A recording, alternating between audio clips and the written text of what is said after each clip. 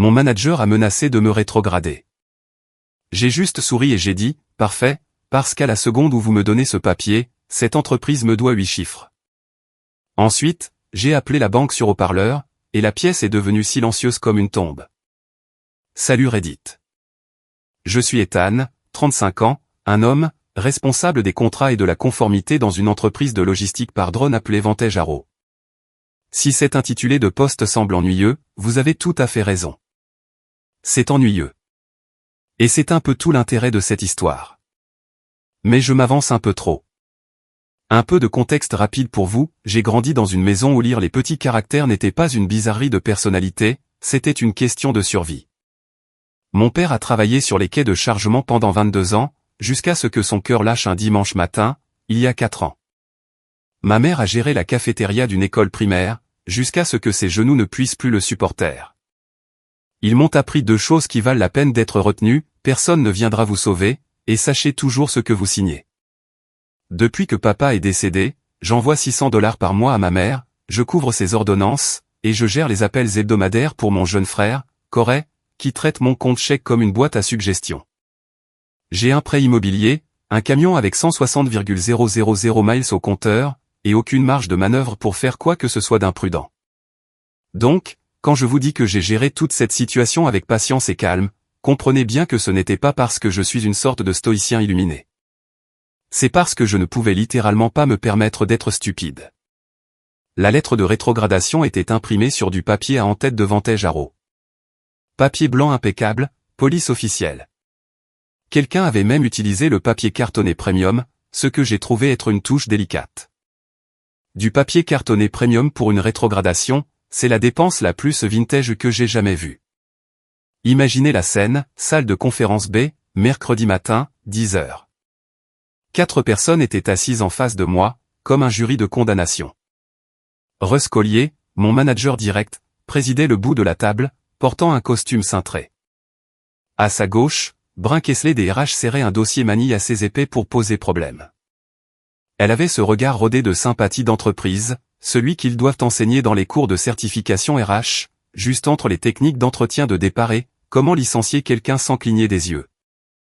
Warren Gall, notre directeur financier, CFO, était adossé à sa chaise, faisant défiler son téléphone comme si toute cette réunion n'était qu'un léger inconvénient entre 2 trous de golf. Et Elliot Marsh, l'avocat interne, était assis au bout, l'air de préférer être littéralement n'importe où ailleurs sur la planète. Ethan, nous t'avons demandé de venir ici pour discuter de ton rôle à l'avenir, a commencé Russ, en penchant la tête avec une fausse inquiétude.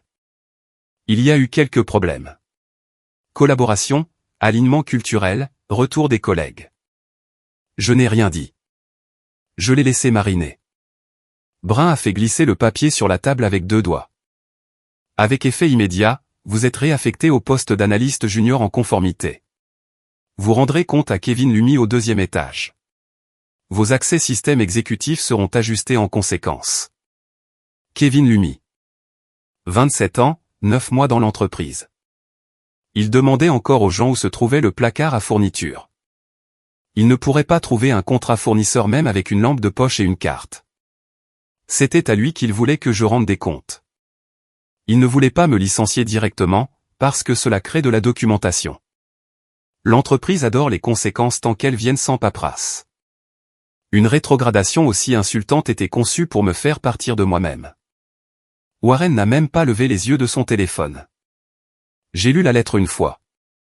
Puis j'ai fait quelque chose qui n'était clairement pas dans leur manuel. J'ai souri. Pas un grand sourire. Juste assez pour faire bouger Russ sur son siège. Avant que je ne signe quoi que ce soit, ai-je dit en fouillant dans mon sac, vous devriez probablement jeter un œil à ceci. J'ai posé une enveloppe couleur crème sur la table. Papier épais. Le filigrane de la Summit National Trust était visible même sous les lumières fluorescentes. Elliot l'a saisi en premier, parce que les avocats ne peuvent physiquement pas s'en empêcher. Il a blêmi en scannant la première page. C'est une clause de déclenchement de rémunération différée, a-t-il marmonné, surtout pour lui-même. Avec la signature de l'ancien PDG, notarié, ai-je ajouté. Déposé auprès de notre banque fiduciaire il y a 3 ans. Active. Qu'est-ce que c'est que ce bordel? Warren a finalement posé son téléphone. Je me suis penché en avant. Lors de l'acquisition de Kestrel, j'ai négocié un avenant à mon accord de rétention. Des termes simples. Si je dépose un signalement formel concernant une fraude exécutive dépassant 5 millions de dollars, et que l'entreprise réagit en me rétrogradant, en m'isolant, ou en me licenciant avant de traiter le problème signalé, la totalité de ma rémunération différée est libérée immédiatement. 10,2 millions de dollars détenus par la Summit National Trust sous instruction irrévocable. Ce qui signifie qu'une fois les conditions remplies, le fiduciaire libère les fonds automatiquement. Personne à cette table ne peut l'arrêter. Silence de mort. Le stylo de Russ s'est arrêté de bouger. C'est ridicule, a dit Russ. Page 4, section 3.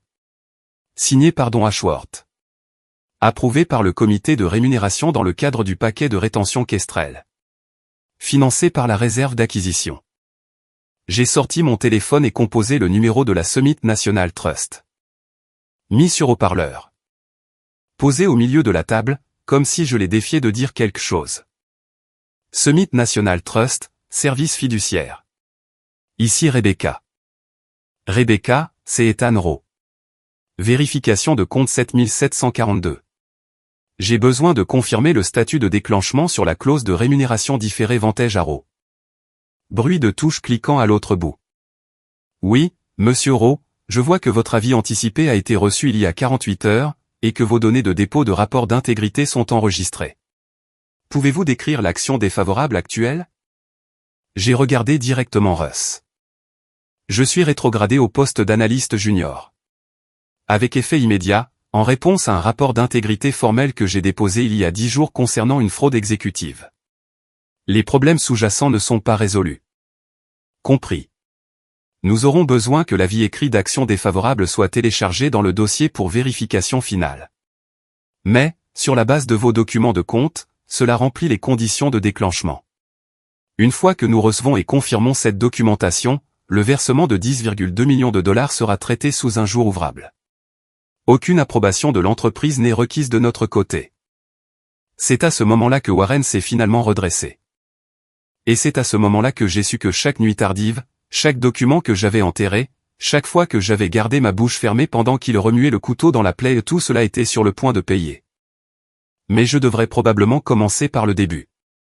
Car l'appel téléphonique dans la salle de conférence B n'est pas arrivé par accident. Ce moment se préparait depuis 3 ans. Laissez-moi vous ramener en arrière. Vantage à Rowe transporte des choses avec des drones, du fret de haute valeur, des fournitures médicales, des organes pour la transplantation, des spécimens de laboratoire, de l'équipement sensible, tout ce où la vitesse et la chaîne de contrôle comptent plus que le coût. On parle d'une flotte d'aéronefs autonomes opérant sous les certificats FAA par 135, ce qui semble chic, mais signifie essentiellement que les réglementations sont assez épaisses pour servir de cale-porte. Un échec d'audit, et la FAA cloue votre flotte au sol.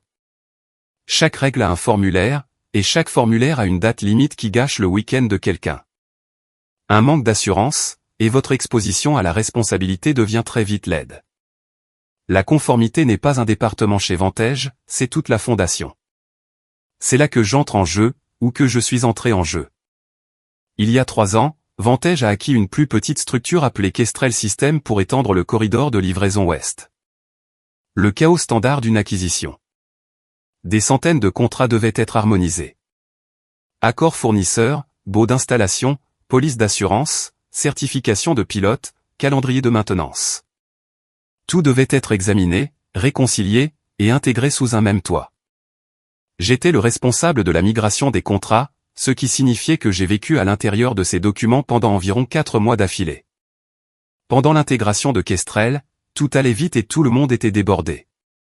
Les RH se noyaient dans l'intégration des nouveaux employés.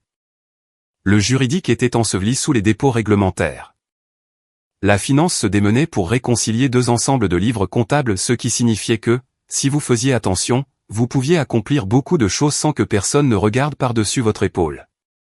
J'étais en train de négocier ma promotion au poste de responsable senior contrat et conformité. Une partie de l'accord était un paquet de rétention standard, rémunération différée, calendrier d'acquisition, les habituelles menottes dorées qu'ils mettent à quiconque est critique pour la fusion. Et j'étais critique. J'étais la seule personne chez Vantage qui comprenait à la fois le processus de transfert de certificat FAA par 135, et le paysage complet des contrats fournisseurs du côté de Kestrel.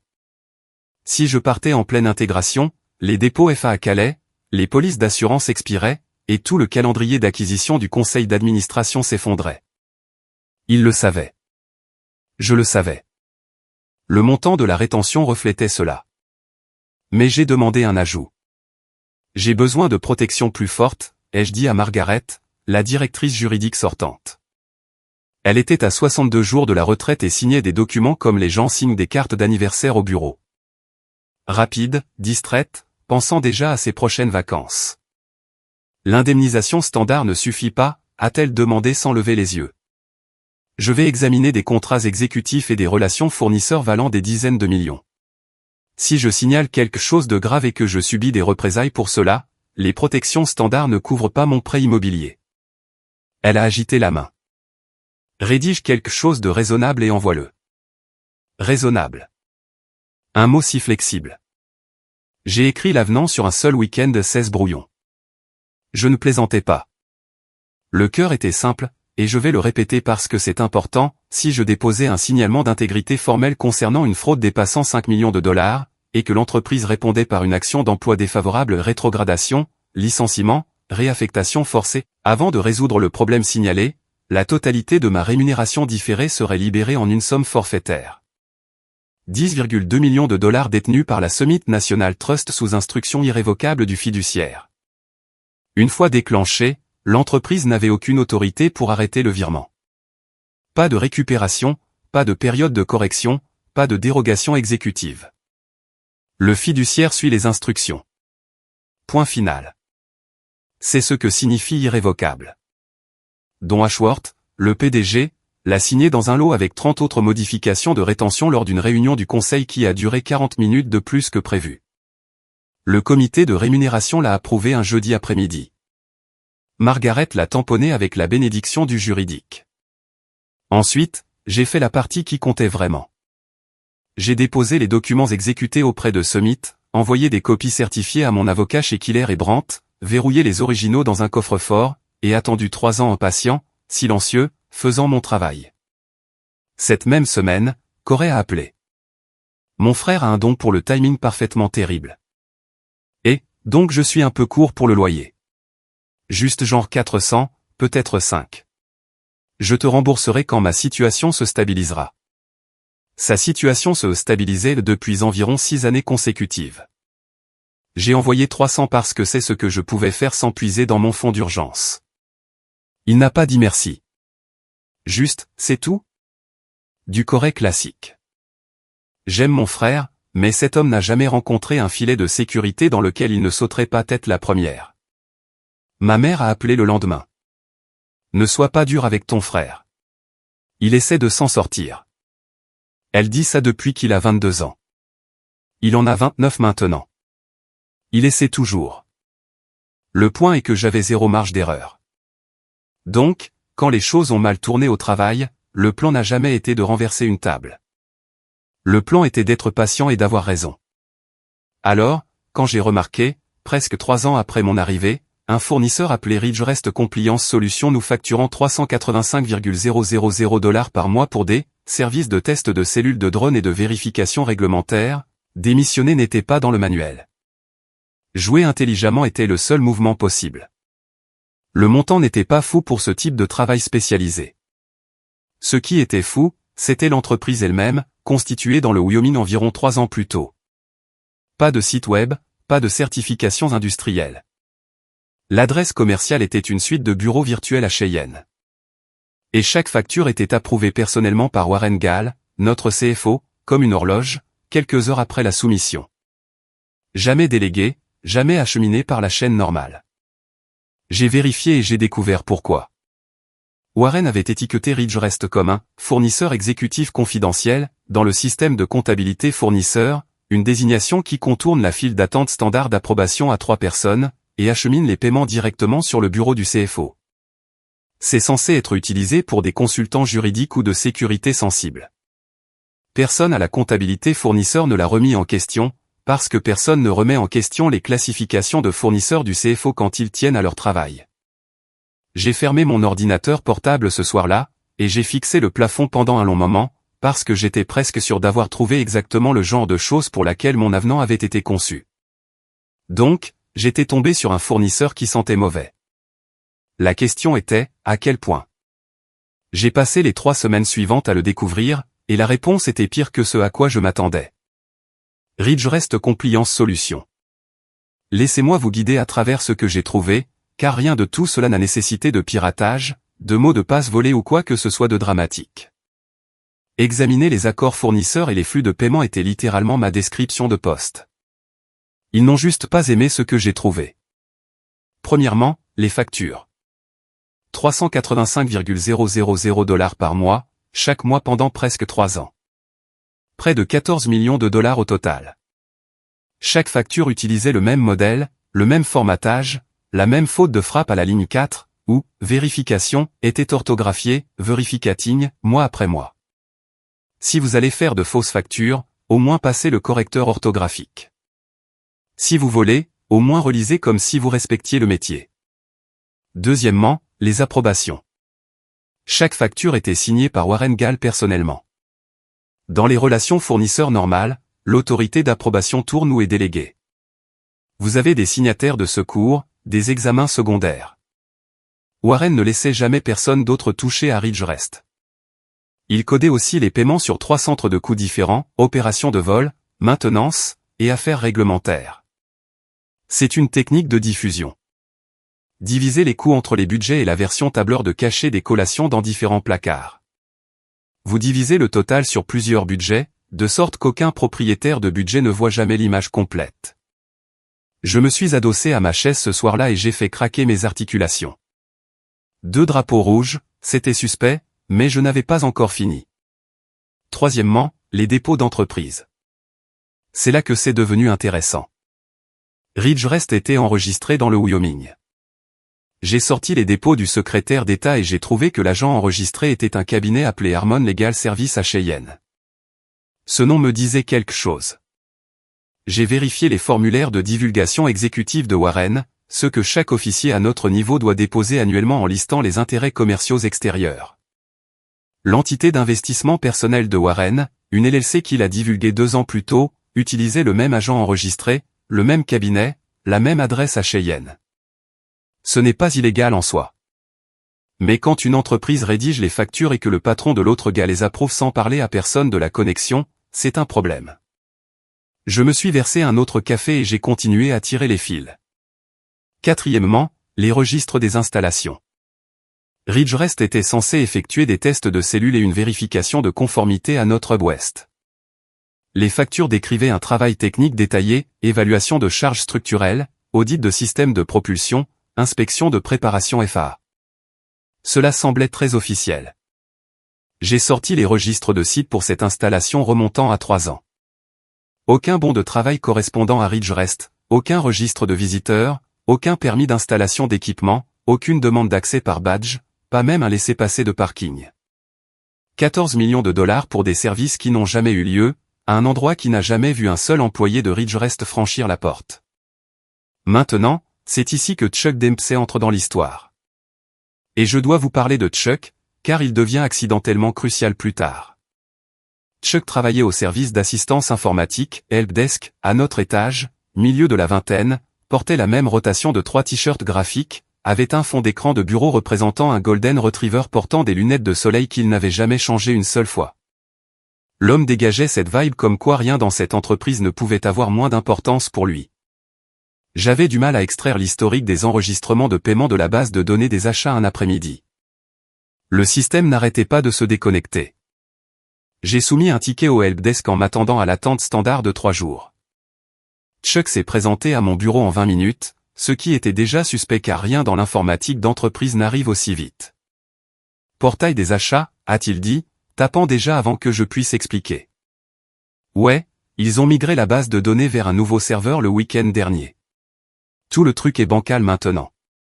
Il a réglé mon problème d'accès en environ 40 secondes, puis a passé les 10 minutes suivantes à me parler d'un circuit de compétition de mangeurs pour lequel il s'entraînait. Sérieusement. L'homme avait un tableur suivant ses taux de consommation de hot-dog par minute. Tout en divaguant sur les stratégies de charge protéique, il a mentionné nonchalamment qu'il avait donné à tout mon étage un accès étendu en lecture seul au rapport de la base de données des achats, parce que faire des permissions utilisateurs individuelles était, selon ses mots, une perte de temps pour tout le monde, surtout le mien. Moins de tickets, a-t-il dit sans aucune culpabilité. Tu veux du mélange montagnard? Je le fais moi-même. Raisin au yaourt. J'ai passé mon tour pour le mélange montagnard, mais j'ai silencieusement remercié Dieu pour la paresse de Chuck. Cet accès large m'a permis d'extraire l'historique complet des paiements sur 3 ans pour Ridgerest sans demander de permission spéciale ni levée de drapeau, courtoisie d'un gars de l'informatique qui valorisait la préparation de collations plus que les protocoles de sécurité. J'ai passé un week-end à tout organiser dans un rapport propre de 30 pages. Des factures avec des métadonnées correspondantes. Des dossiers d'approbation montrant le modèle de signature exclusive de Warren. Des dépôts d'entreprise montrant que Ridgerest et la LLC de Warren partageaient le même agent enregistré et la même adresse postale. Des journaux d'installation prouvant une présence physique nulle sur le site où 14 millions de dollars de travail étaient supposés être effectués. Pas de devinette, pas d'accusation, juste les données et d'où elles venaient. Lundi matin à 9h15, j'ai soumis un rapport d'intégrité formel, code rouge, via le canal de conformité approprié de Vantage. C'est l'alerte interne de plus haut niveau que l'entreprise possède, réservée aux situations impliquant des irrégularités financières significatives. Je l'ai envoyé au comité fiduciaire interne, mis en copie le président du comité d'audit, et déposé des notifications aux affaires juridiques et au RH selon les règles. Chaque page des règles. Ensuite, je suis retourné à mon bureau, j'ai déjeuné devant mon ordinateur comme si c'était n'importe quel autre lundi, et j'ai attendu les représailles que je savais imminentes. J'ai déposé le rapport d'intégrité un lundi. Dès le mardi, ma carrière était en train d'être démontée pièce par pièce. Premier mouvement, mon accès au système des achats a été révoqué. Raison officielle, maintenance système programmé. Drôle comme la maintenance système ne cible que la seule personne qui pose des questions. Intéressant comme cette maintenance n'affectait que mon compte et celui de personne d'autre à tout l'étage. Deuxième mouvement, j'ai été retiré de la réunion de direction hebdomadaire. Raison, contrainte d'ordre du jour. L'ordre du jour avait le même format permanent depuis 2 ans, mais apparemment, il n'y avait soudainement plus de place pour le responsable des contrats et de la conformité. Troisième mouvement, dès le mercredi après-midi, la moitié de mes subordonnés directs ont été réaffectés à d'autres équipes pour un soutien de projet critique, ce qui est le code d'entreprise pour « nous vous isolons ». Russ m'a appelé dans son bureau d'angle ce mercredi soir. Mur de verre, chaise coûteuse, le genre de pièce conçue pour que le visiteur se sente petit. Tu fais du bruit à propos de choses au-dessus de ton niveau, Ethan. Pas de préambule, pas de banalité. Juste un type qui pensait que l'intimidation était un style de management. J'ai déposé un rapport de conformité. C'est mon niveau. C'est littéralement mon travail. La gestion des fournisseurs n'est pas ta voie. La conformité des contrats fournisseurs est le premier point sur ma description de poste. Je peux te l'envoyer par email si tu as oublié. Il n'a pas aimé ça. Son sourire est devenu froid. Les gens qui ne comprennent pas leur voix ont tendance à finir dans des rôles où les voies sont beaucoup plus étroites. Pense à l'endroit où tu veux être dans 6 mois. Le jeudi a apporté la session de coaching de performance avec Brin des RH. Laissez-moi planter le décor. Ma dernière évaluation formelle, qui datait de 4 mois, était « dépasse les attentes » dans chaque catégorie unique. Pas « répond aux attentes », dépasse. J'avais un prix d'entreprise pour l'optimisation des contrats posés sur mon bureau. Mais soudainement, selon le dossier fraîchement fabriqué de Brin, j'avais des déficits de collaboration et un désalignement culturel, et quelque chose appelé empathie organisationnelle insuffisante, dont je ne suis toujours pas sûr que ce soit une vraie chose.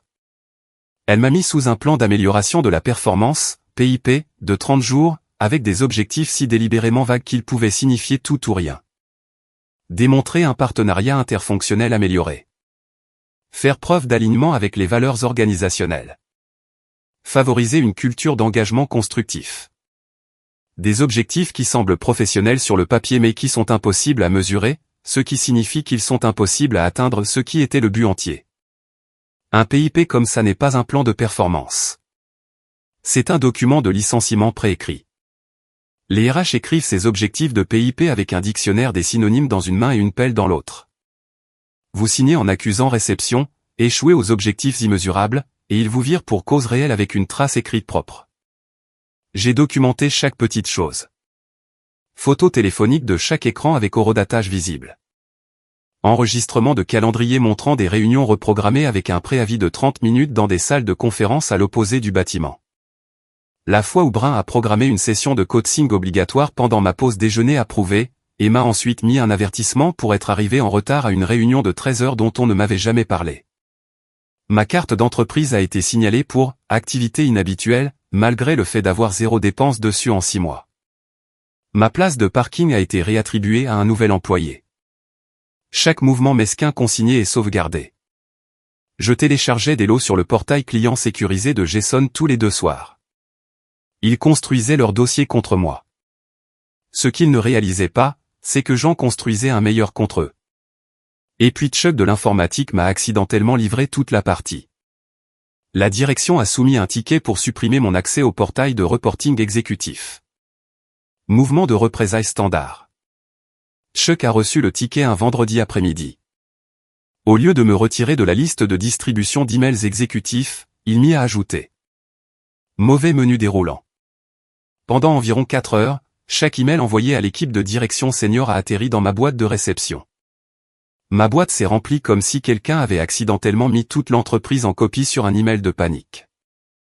La plupart n'étaient que du bruit, projection budgétaire, conflit d'horaire, un fil de discussion étonnamment animé sur la question de savoir si la fête de fin d'année de l'entreprise devait avoir un thème. Mais enterré dans ce bruit, il y avait un message de Russ Collier à Warren Gall, envoyé à 23h40 la nuit précédente. Objet, situation RAW. Le corps disait, besoin de le virer de l'étage avant que le comité d'audit ne se réunisse le 15. Gérez ça comme vous voulez. Faites juste en sorte que ce soit propre et rapide. Brun construit le dossier. Directement depuis le clavier du manager. J'ai sorti mon téléphone, pris 3 photos de l'écran avec l'entête complet de l'email et l'horodatage visible, et je les ai téléchargées directement sur le portail sécurisé de Jason avant même de me lever de ma chaise. Chuck a réalisé son erreur environ 3 heures plus tard et s'est présenté à mon bureau, l'air légèrement agacé contre lui-même. Et mec, je crois que j'ai foiré tes permissions. Un truc de menu déroulant. Tu reçois des emails exécutifs bizarres? Rien que je ne puisse gérer, Chuck. Cool. Cool. C'est ma faute. Ces menus déroulants sont nuls. Tu veux du mélange montagnard? J'ai fait un nouveau lot. Plus de noix de cajou cette fois.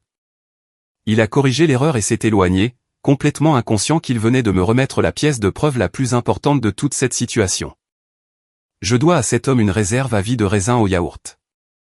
Ce vendredi-là, Brun a programmé ce qu'elle a appelé une « conversation d'alignement finale » pour le mercredi suivant. Salle de conférence B, 10h. 4 participants, Russ, Brun, Warren, Elliott. Je savais exactement ce qu'était cette réunion. Ils allaient présenter la rétrogradation ou offrir le licenciement, et le présenter comme une décision de performance mutuelle. Mon frère m'a envoyé un texto ce week-end-là. Maman dit que tu es stressé par le boulot. Garde juste la tête basse, frérot. Ne fais pas de vagues. C'est tout ton problème. Tu dois toujours compliquer les choses. Je n'ai pas répondu. Les gens qui n'ont jamais été dans un vrai combat ont toujours des opinions tranchées sur la façon de se battre. Après le début des représailles, mais avant la réunion de mercredi, j'avais 5 jours pour mettre chaque pièce en position. Je me préparais à cela depuis 3 ans, mais la dernière ligne droite comptait toujours. Premier appel, Jason Killer chez Killer et Brandt, mon avocat. J'étais son client depuis 3 ans, depuis que j'avais déposé la clause originale auprès de Summit. C'est le genre de type qui lit un contrat comme un mécanicien lit un moteur. Quand j'ai appelé et dit « c'est en train d'arriver », il n'a pas eu besoin d'une longue explication. Je me suis assis à ma table de cuisine avec le téléphone sur haut-parleur, guidant Jason à travers chaque pièce, les preuves Ridge restent, 14 millions de fausses factures, l'agent enregistré et l'adresse postale partagée reliant la société écran à la LLC personnelle de Warren, la chronologie des représailles des 2 dernières semaines, l'email de Russ sur le fait de me virer de l'étage avant la réunion du comité d'audit, et la clause de déclenchement attendant sous séquestre chez Summit National. Trust, prête à partir. Première chose, nous envoyons des avis de préservation formels, a dit Jason. Ce sont des lettres de suspension pour litige. En gros, un avis légal disant à Vantage qu'ils doivent conserver tous les documents et communications pertinents. S'ils détruisent quoi que ce soit après avoir reçu cette lettre, cela s'appelle de la spoliation, et les juges prennent cela très au sérieux. Rien n'effraie plus les dirigeants qu'une suspension pour litige qui les force à arrêter de supprimer leurs propres textos. Il a rédigé et envoyé les lettres cet après-midi-là. Tout ce que j'avais rassemblé est allé dans les fichiers sécurisés de son cabinet sous le secret professionnel. Lundi de cette dernière semaine, je suis allé au bureau et j'ai joué au vaincu et épaules affaissées, voix calme, arrêtant de contester quoi que ce soit. Quand Russ m'a demandé de remettre mes dossiers de projet restants, j'ai hoché la tête et dit, bien sûr. Quand Brun m'a envoyé un email condescendant sur des exercices d'auto-réflexion dans le cadre de mon plan d'amélioration, j'ai répondu avec une gratitude sincère. Merci pour les conseils, Brun. J'apprécie vraiment le soutien. Laissons-les penser que j'étais fini. Je suis passé en mode politesse totale, parce que la politesse est une armure invisible dans une pièce pleine de lâches. Les employés vaincus ne ripostent pas. C'est sur quoi ils comptaient. Mardi, quelque chose d'inattendu s'est produit. Nina Okoro de la PEMA m'a arrêté dans le parking à 7h45, avant que quiconque d'autre ne soit dans le bâtiment. Nina était calme, milieu de la quarantaine, était chez Vantage depuis plus longtemps que presque tout le monde à l'étage. Elle semblait nerveuse mais déterminée. J'ai vu ton rapport d'intégrité, a-t-elle dit, gardant la voix basse. Je traite la rémunération des cadres. Il y a autre chose que tu devrais savoir. Elle m'a tendu une clé USB. Des primes de rétention versées à des consultants externes. Même modèle de routage que tes paiements fournisseurs. Même banque intermédiaire.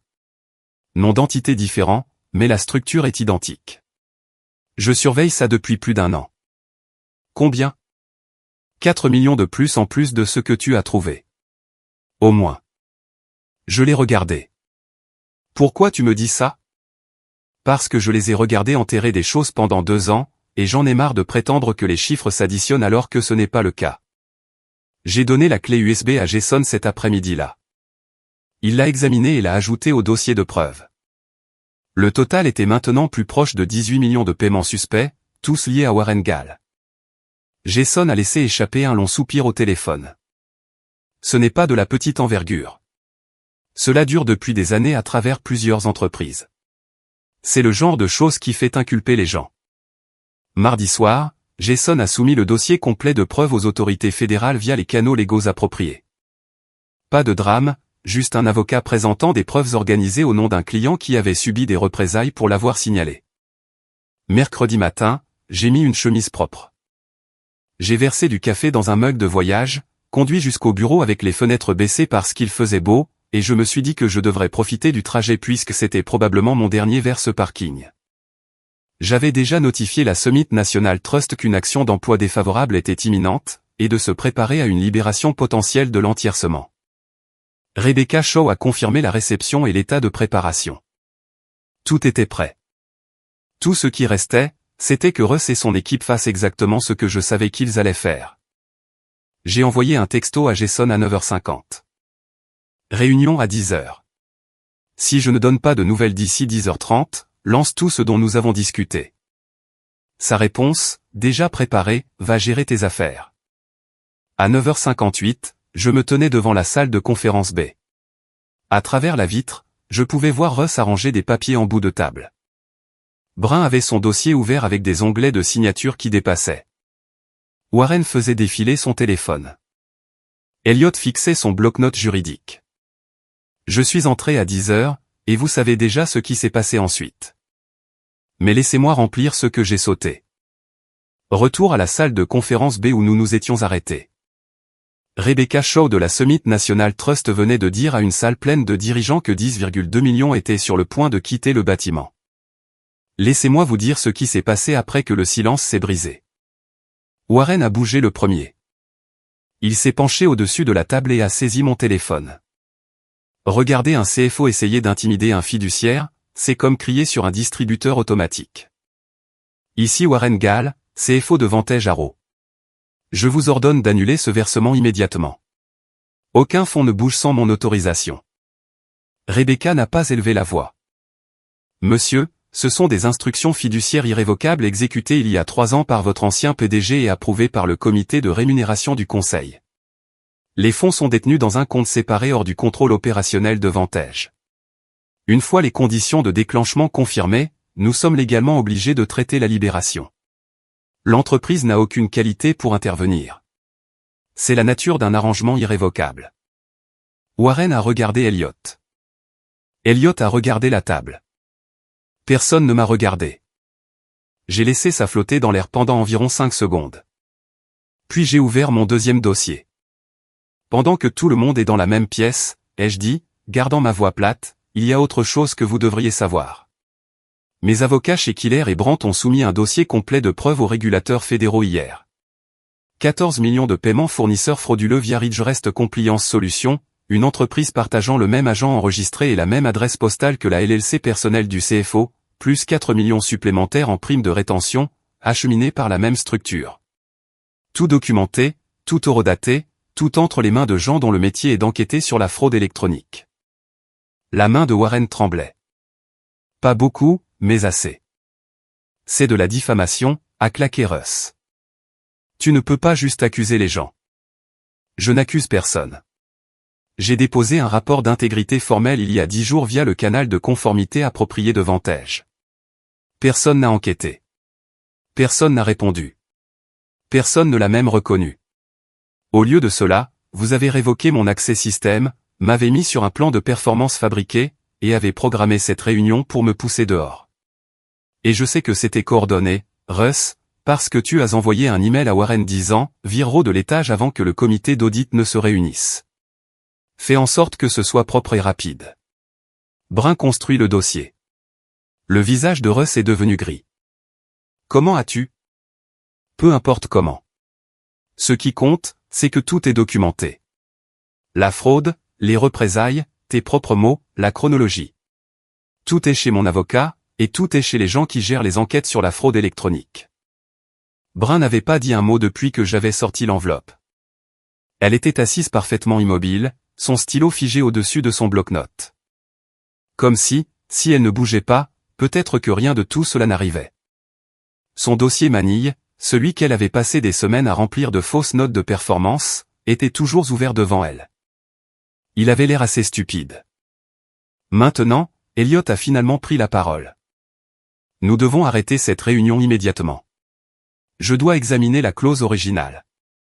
Je dois appeler un avocat externe. Nous ne pouvons pas procéder avec, Elliot, la clause s'est déjà déclenchée. Tu as eu 3 ans pour la trouver dans mon dossier personnel et tu ne l'as pas fait.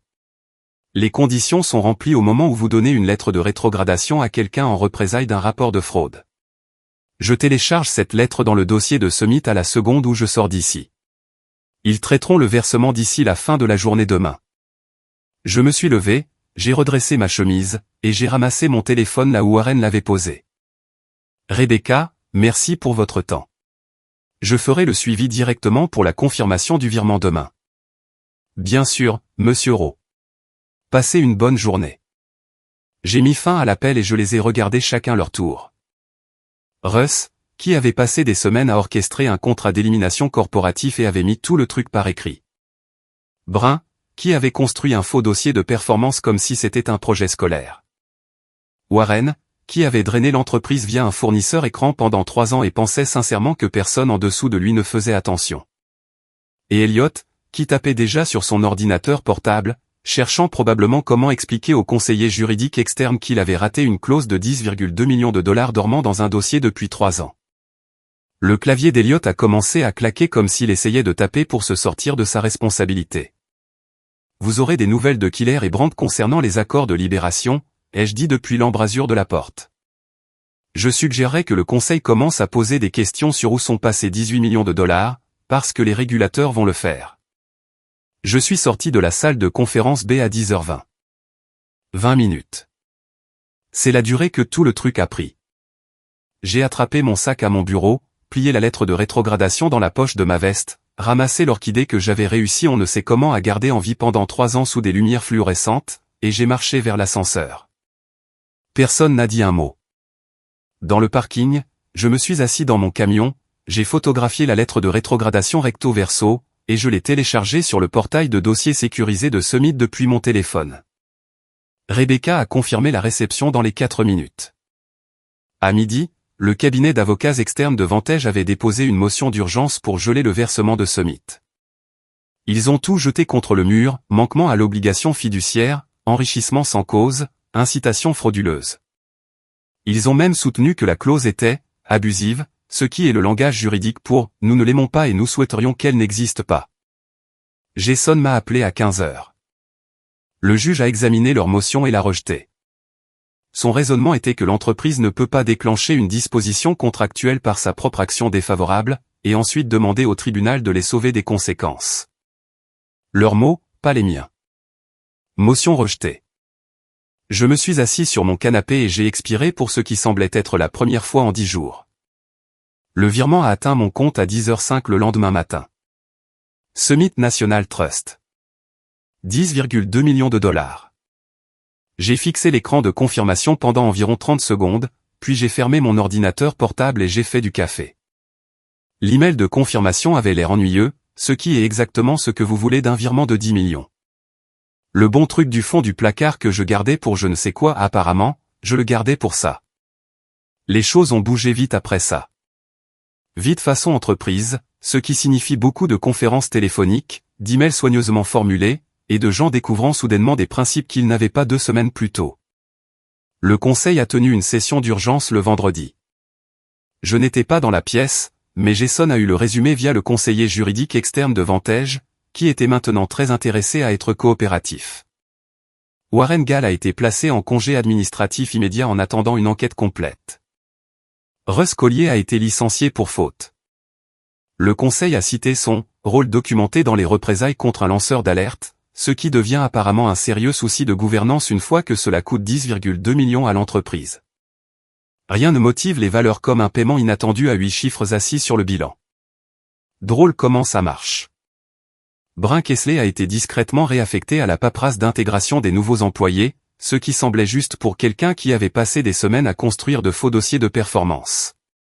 Les auditeurs légistes sont arrivés la semaine suivante des firmes indépendantes sélectionnées par le conseil, pas les consultants habituels de Vantage.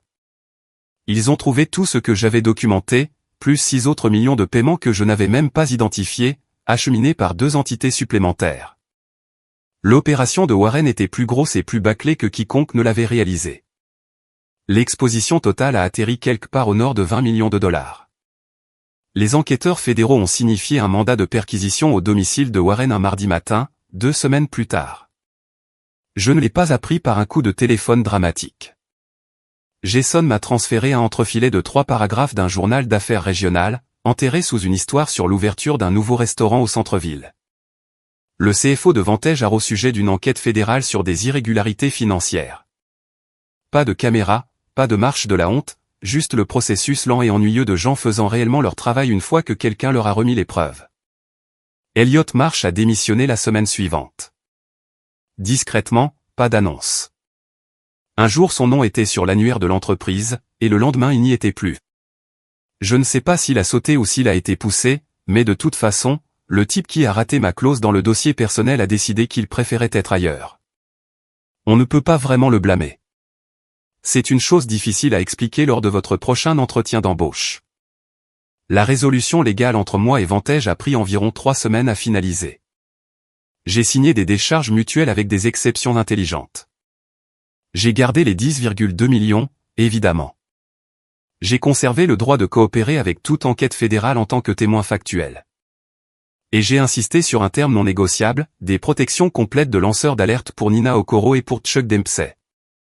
Même si Chuck n'avait aucune idée qu'il avait aidé, et serait probablement confus si quelqu'un essayait de le lui expliquer, le conseil a accepté sans résistance. Ils étaient trop occupés à essayer de survivre au prochain appel sur les résultats pour discuter de la protection de 2 employés de niveau intermédiaire. Ils m'ont aussi offert un court arrangement de consultation, 6 mois, $750 de l'heure, aidant l'équipe légiste à comprendre les structures de contrat et les relations fournisseurs, rapportant directement au conseil. Je l'ai pris parce que je voulais m'assurer que le nettoyage se produise réellement, et ne soit pas enterré à la seconde où la pression diminuerait. Premier jour du boulot de consultation, Je suis entré dans le bâtiment avec un badge visiteur et je me suis assis dans la salle de conférence B. Même table, même chaise, situation totalement différente cette fois-ci. Personne de l'ancienne équipe n'était là pour le voir, mais c'était très bien.